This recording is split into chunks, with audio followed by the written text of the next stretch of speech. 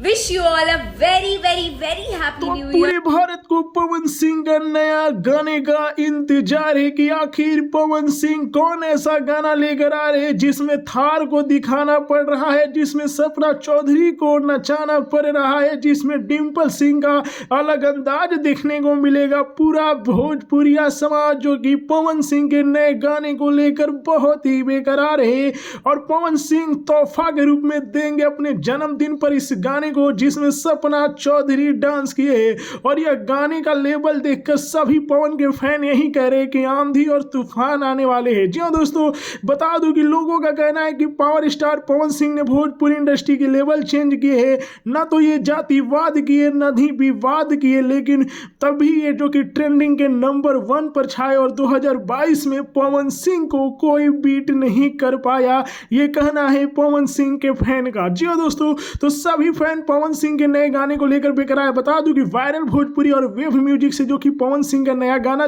आएगा 5 तारीख को।